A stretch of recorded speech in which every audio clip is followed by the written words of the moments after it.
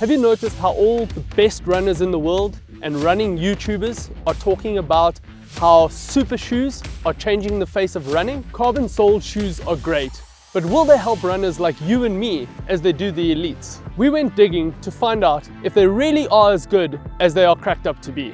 In this video, we're going to share 6 things that we found that prove that you don't actually need carbon soled shoes, and one small surprising thing that you can do that will actually make all the difference.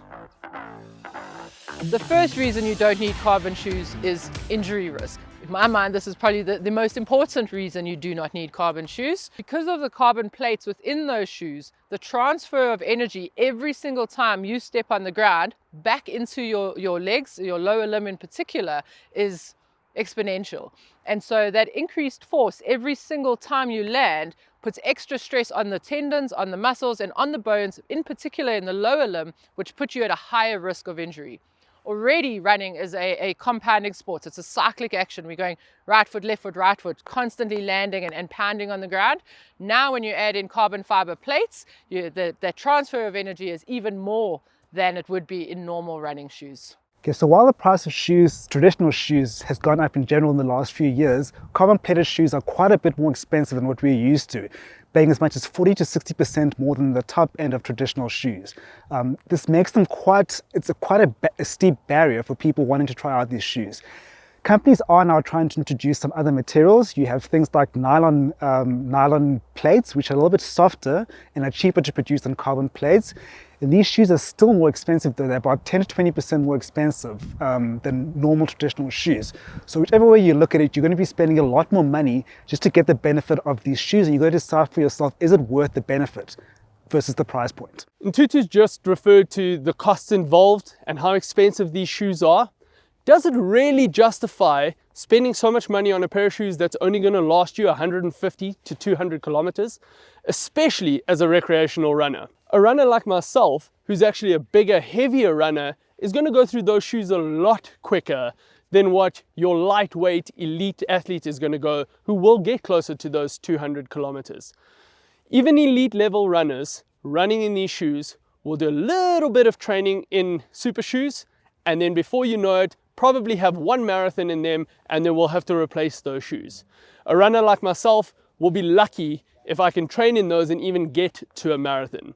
So it really is important. They are lightweight, they are made as racing shoes, but they really don't justify spending the kind of money on a pair of shoes that's just not going to last. Look, we do often say that if you are wearing carbon shoes, you shouldn't be doing most of your training in them, maybe 1 or 2 runs, and then obviously racing in these shoes. But like I said, for the costs involved, what you are going to actually get out of those shoes, you'd actually be better off investing in a pair of shoes that has much higher mileage in them and also offers a little bit more cushioning for your running. Another reason why you don't need carbon shoes is that not everyone gets the benefits that we've been speaking about with these carbon shoes. So yes, the research has shown anywhere between 2 to sometimes 6% performance benefit with these shoes. But the research has also been very clear that there are some people who don't benefit from using these shoes. Those are different reasons as to why that happens. But do you really want to then be the person who takes that risk and forks out a lot of money for a pair of shoes that you don't actually get the benefit of, put you at a higher risk of injury, and so on? And so there are people that really do benefit from them, but there are very many people who are outliers and don't get the benefits of the carbon plates and all the performance increments that come with that. One of the most common questions I get around carbon fiber shoes is whether or not to use them in ultramarathons. As a general principle, my answer is no. Except for the very highest finishers in the race, most of our running mechanics don't allow us to get the most out of the carbon fiber shoes.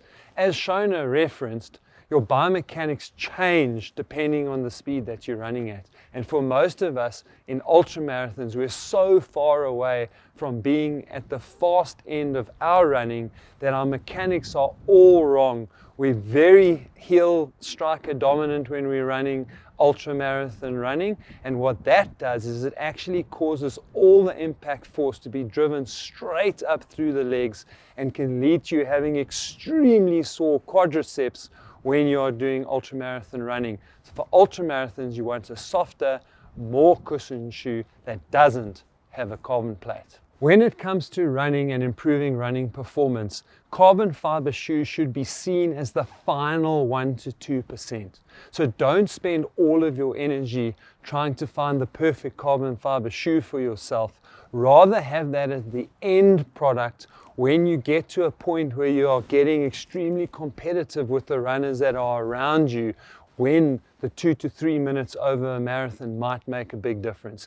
It's much better for you to spend the majority of your energy doing everything else right, making sure that you prepare correctly, making sure that you do the strength training, making sure that your nutrition is on point so that you can really move your performance forward through doing things consistently all the time to make you a better runner, and then have the carbon fiber shoes almost as a reward to get you that very last percentage. So remember, improving your running takes time and consistency.